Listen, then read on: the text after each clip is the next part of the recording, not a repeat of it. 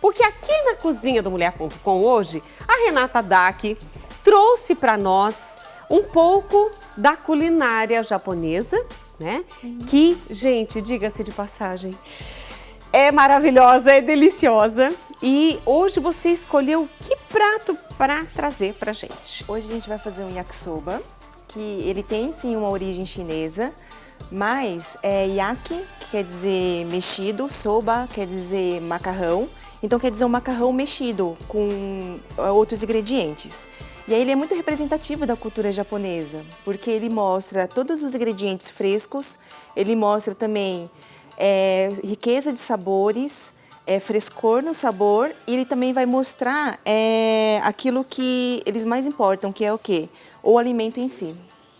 O alimento, existe inclusive, quando eu fiz o programa de rádio, todos os dias eu olhava no calendário japonês, porque o alimento ele é muito valorizado na cultura. E para cada dia, no Japão tem um dia especial, também lembrando um alimento. Isso eu acho muito interessante. E a gente nem, muitas vezes, nós ocidentais, a gente muitas vezes nem esquece, nem se lembra ou esquece mesmo de valorizar isso, né? Quem produziu, né? Aquele alimento. E isso vocês fazem de maneira contínua na alimentação de vocês. Tanto valorizam. É que lá tem os festivais, a gente tem o festival de inverno, onde a gente fica feliz e honra o inverno que está chegando, o frio, depois vem a primavera, onde a gente honra as flores que abrem, tanto é que tem o festival de Sakura, tem o outono, então todas as estações elas são muito bem marcadas com as comemorações. E as comemorações, elas têm também os alimentos da época, então eles seguem muito essa sazonalidade. Entendi. E muito da influência, porque o Japão, ele é um país de agricultores. Quando a gente vê, por exemplo, um sushi, um sashimi, ele é um alimento festivo, ele é um alimento muito sagrado, onde você tem alimentos que alguém de uma cadeia produtiva foi lá, pescou, deu seu suor, aí ele pegou esse peixe que saiu desse pescador, chegou por alguém que depois ele vendeu e chegou na minha casa. Então a gente também é muito grato por essa cadeia. E aí quando a gente faz o corte, a gente primeiro come com os olhos. Então, por isso que tem que ter essa beleza. E é tudo assim, muito clean. No Japão, que também é o país dos 5 S, a gente fala assim, o alimento ele tem que ter sabor do alimento. Não é para ele ter sabor de outras coisas. Então, por isso que até perguntou, por que come peixe cru? Porque a gente está na essência dele. Então, quando a gente busca isso, ele está com esse frescor, a gente consegue se alimentar dele. E aí a gente tem um alimento um pouquinho mais refrescante. Quando a gente está com um tempo mais frio, a gente come o teppanyaki. Que o teppan, aí a gente passa por uma brasa, que aí a gente esquenta ele e aí a gente consegue comer nos dias mais friozinhos. Então tem todo um ritual mesmo. Tanto é que tem a cerimônia do chá, onde a gente oferece. E aí sempre a gente oferece o alimento, também reverenciando, porque e com as 2 mãos, porque eu me entrego para você. E sou muito feliz por poder servir um alimento para você. Então, ai, que gostoso! Gente, a nossa ideia hoje é fazer vocês se aproximarem um pouco mais da cultura japonesa. Não só dos alimentos que a gente ama de paixão, mas também dessa cultura. É por isso que durante o programa, além de aprender a cozinhar hoje, o yakisoba, nós vamos conversar bastante sobre essa cultura. Você vê, conversamos um pouquinho com a Massá, um pouquinho com a Renata e assim a gente vai aprendendo. E você que está ligadinha no Mulher.com, você de qualquer lugar do Brasil, quer o seu carinho, quer o seu recado, você gosta de comida japonesa, você é japonês ou descendente, né? Então, compartilhe conosco. Tem mais japoneses aí na sua cidade? Eu estava conversando com a Massal, quais são as cidades que tem a comunidade japonesa um pouco mais forte, né? E ele falou em Indaiatuba, o pessoal se reúne lá no ASEMI. Na Associação Cultural. Associação Cultural Esportiva Nipo Brasileiro de Indaiatuba. Então, Campinas também tem, Valinhos tem, mas e você que está ligado com a gente? Vamos lá, tô esperando o seu recado, o seu carinho. Enquanto você manda pelo Instagram ou pelo Facebook o seu recado, nós começamos a nossa refeição de hoje. Ok, só lavar minha mão rapidinho. Ok. E olha, gente, vocês viram esse sushi prontinho, bonitinho aqui. Cadê o Rô? Vem cá um pouquinho, Rô. Vem cá. A Renata, ela dá aula de culinária e o Ronaldo fez o curso, né, para aprender a fazer sushi. E esses sushis que estão aqui foram feitos por ele. E eu queria que você falasse um pouquinho. Ela vai começar a preparar ali, já já a gente dá a palavra a ela. Eu queria que você falasse sobre esses sushis. Foi muito difícil aprender, absorver um pouco dessa cultura, colocar em prática e fazer do jeito que eles fazem? A princípio foi. Antes, quando eu comecei a fazer, eu pesquisava pelo YouTube, né, vídeos. Então, mas eu falei, não ficava igual. Eu queria me aperfeiçoar mais, então eu fiz um workshop com a chefe Renata e fui aprendendo. Não só aprendi como fazer, mas também a cultura. Tem muita coisa que é legal, eu falei para ela aqui nos bastidores que eu gosto da culinária japonesa, da educação que eles têm com o alimento e da educação que eles têm como civilização, né? É gostoso isso, né? É gostoso. Agora, eu tô louquinha para experimentar os seus sushis. Espero que você Eu vou goste. fazer isso daí, eu com certeza vou gostar. Pô, muito obrigada, Obrigado, viu? eu. Não só pela decoração, mas por você ter feito com tanto carinho para Imagina, nós. eu que agradeço. Obrigada. E olha, tá vendo, gente? Aqui a gente não só trabalha, não, a gente se diverte também. Diz para mim, qual a primeira etapa? Aqui eu já trouxe os alimentos já meio processados, já meio com caminho andado. Sim. Quem tiver essa panela, que é o wok, ela é melhor, porque ela consegue fazer uma distribuição, um movimento melhor da comida. Se não tiver, pode ser uma frigideira. Eu vou colocar um pouquinho de óleo. E aí esse óleo eu vou começar fritando o macarrão. Certo. Porque aí ele vai dar textura também no meu prato. Então coloquei o óleo e aí eu venho já com o macarrão. O macarrão não pode cozinhar todo ele, porque se eu fritar ele inteiro, o que acontece? Ele vai começar a se espedaçar aqui e ele vai ficar muito mole. Entendi. Então eu quero ele al dente. Al dente é aquele que quando a gente morde o macarrão, a gente vê ainda um pontinho branco lá dentro. Então até esse ponto. Venho frito. E aí, até o ponto em que ele começa a ter os pontinhos mais escuros. Aí os italianos me perdoem, porque eu sei que na Itália não pode colocar óleo antes no macarrão. E aqui a gente coloca um pouco, para ele ficar soltinho. E como ele vai ficar mais... A gente vai fazer essa camadinha que vai dar essa torradinha, ele não vai absorver totalmente o molho. Então é um alimento também que quem quiser fazer em casa pode fazer e levar também numa marmita, ou quiser levar quando a gente puder sair de novo, né? Quando a gente puder sair de novo. Ficar saindo de novo, então aí é o momento que a gente consegue também preservar o alimento, porque é muito visual, o japonês ele é muito visual na hora de comer. E aí é legal que estava falando do sushi, os alimentos, se ele cai no chão, se acontece alguma coisa, a gente não pode varrer.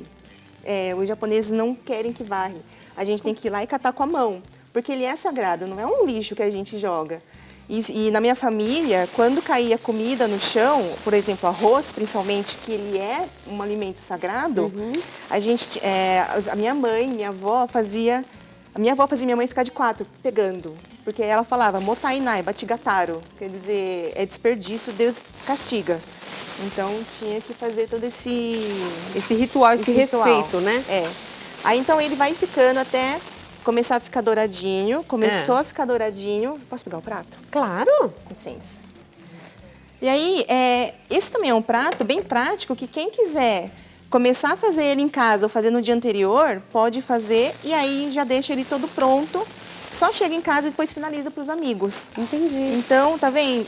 Ele já começou a ficar tostadinho. Tostadinho, deu para ver. Preferencialmente, a gente usa o macarrão fresco. Se não encontrar, pode comprar aqueles semi-prontos, que também dá certo. Aí eu venho e coloco mais um pouquinho só de óleo. O óleo pode ser qualquer óleo que tenha um sabor mais neutro. Tá. Ou, para quem quiser, pode usar manteiga também, que fica bem gostoso. Agora eu venho... O de gergelim o pessoal usa também, né? O de gergelim usa, só que aquele que dá o sabor, ele é torrado, então tem que colocar no final. Ah, entendi. Porque ele volatiza muito rápido e eu perco o sabor, então só vai ter gordura. Só no final. Aqui é um frango, peito de frango. Ele já foi temperado com gengibre e alho. E aí eu frito ele até ele começar a pegar um sabor, pegar cor. E a ideia aqui não é fritar ele todo, porque ao longo do processo ele vai terminar a sua cocção. Então, para não ter o frango tão seco no meu prato, eu tenho que tomar esse cuidado. E é sempre assim, fogo bem quente. Se a pessoa tiver medo ou não conseguir trabalhar com uma frigideira quente, aí pode diminuir um pouquinho mais. Só que aí o que acontece? Ele começa a criar aquela aguinha em volta. Que aí tem que ser bem quente. Inclusive, eu estava conversando antes de nós, assim, marcarmos realmente para você estar conosco, que teria que encontrar um fogãozinho com a chama, para que ela envolvesse todo o wok. Isso é real. Aqui é por indução, mas dá certo também. Na China, eles usam o wok porque ele é como se fosse um tambor e encaixa a frigideira dentro, a wok. Então, ele controla na perna o fogo e aí ele dá mais ou menos pressão e aí ele vai trabalhando. E sempre tem uma água do lado que ele vai controlando. Entendi. Então, é dessa forma. Você deixou a água do lado também. Ah! E aqui no caso, é um fundo de peixe, que a gente usou o hondashi, que ele vem do Japão, que é um caldo. Só cuidado que ele já é salgadinho. Mas, se vocês quiserem fazer o caldo, ele fica muito mais saboroso. Aí o que eu faço? Começou a tostar um pouquinho, eu controlo também com a minha água. Entendi. Aí, o hondashi também para fazer o misoshiro, o misoshiro e o miso. E o miso. E o tofu. O tofu, mas nunca deixa ferver, porque o miso não pode ferver. A gente deixa ele a 80 graus, que é quando começa a fazer as bolinhas em volta. A cebola, que já estava pré-salteada também. E aqui, agora, todos esses vegetais eu já dei uma branqueada, que eu fervi a água, só coloquei ele para dar aquela torradinha. Deu um sustinho nele. Isso, então vem menos a selga. Então coloco a vagem. E aí ele começou a tostar. Vem com a água, soltando. E aqui também eu já começo a criar o meu caldinho. Renata, de que região a sua família é? Hoje você mora em Indaiatuba também? Jundiaí. Em Jundiaí. Jundiaí. A minha família da minha mãe veio de Hiroshima. E a minha avó, por parte de pai, veio de Nagasaki. Duas cidades que a gente conhece pela história de maneira até muito triste, né? Porque na Segunda Guerra Mundial, lá em 1945, já no finalzinho da guerra, tanto Hiroshima, que foi atingida no dia 6 de agosto, quanto Nagasaki no dia 9 de agosto, foram 3 dias depois. Foram duas cidades muito atingidas pela bomba atômica. A população sofreu muito, muitas vítimas, muitas pessoas morreram. Sim. Mas a gente não gosta de lembrar destas cidades pelo mal que lhes aconteceu, mas pela força desse povo em se recuperar. Se você colocar Nagasaki nos dias de hoje, ou mesmo Hiroshima, você vê que houve um empenho muito grande de toda a nação japonesa na ajuda e na recuperação dessas cidades. Hoje são grandes cidades, eles têm os memoriais, claro, para que a gente nunca se esqueça de tudo isso que aconteceu, mas a gente vê também a força desse povo. O povo japonês é um povo muito unido, eu vejo dessa forma. Dentro da filosofia japonesa, tem que chama kintsugi, que é o quê? É como se fosse um vaso quebrado. Então, você tem um vaso. Se esse vaso ele está inteiro, ele é bonito. Quando ele quebra, o que acontece? Você precisa consertá-lo. E quando conserta, é uma arte onde você consegue fazer todos os remendos e ele vai se tornar único.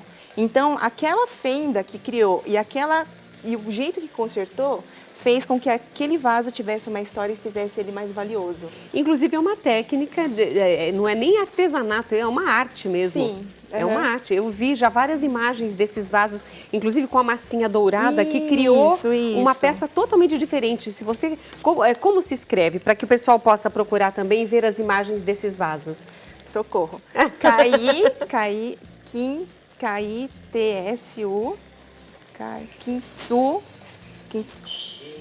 Jeui. Kintsugi. Kintsugi. Kin é ouro. Kin, ouro. Ah, tá. Gente, as fotos dos vasos são lindas, lindas. Vasos maravilhosos que se quebraram realmente, as peças foram juntadas e onde faltou foi preenchido com essa massa dourada. É maravilhoso, o trabalho é magnífico. Aqui, então, eu já coloquei todos os vegetais que estavam pré-prontos. Você começou com lavagem. Isso, do mais duro ou mais fibroso para o menos fibroso. Certo. E aí, o último foi a selga. Foi a selga crua, porque senão eu também quero frescor e eu quero crocância no meu prato. Aqui no fundo eu já tenho o molho. E aqui, que vai dar também um salgadinho, que vai ser o shoyu junto com o amido de milho, que ele vai dar essa engrossada. E agora que eu vou colocar ele... Porque no Japão, o shoyu, ele só vem para dar um sabor, não é para predominar, ter tudo gosto de shoyu. Entendi. Então, por isso que a gente só coloca um pouquinho no final. E aí que você tinha perguntado sobre o óleo de gergelim, ele tem um sabor forte. E aí ele perde-se muito rápido. Então, se eu coloco no começo, eu não vou ter esse sabor predominando. Entendi. Então, por isso que agora ele já está pronto, eu tenho crocância, eu tenho cor. Então, aqui eu tenho um alimento do Japão mesmo, onde eu honro e reverencio toda a escala e todos os alimentos que estão aqui. Agora que eu coloco um pouquinho do óleo de gergelim, e aí eu já posso desligar. E já está pronto o meu molho. E aí eu já posso colocar em cima do macarrão que está pronto o meu yakisoba. Bom, eu nem conversei com a Masao ainda, vocês viram que já rendeu a nossa conversa sobre a cultura japonesa. Ela vai colocar sobre o macarrão, né? Eu não vou comer agora, porque eu vou querer a companhia do Masao para experimentar comigo esse yakisoba. Eu volto daqui a pouquinho, chefe Renata, com você,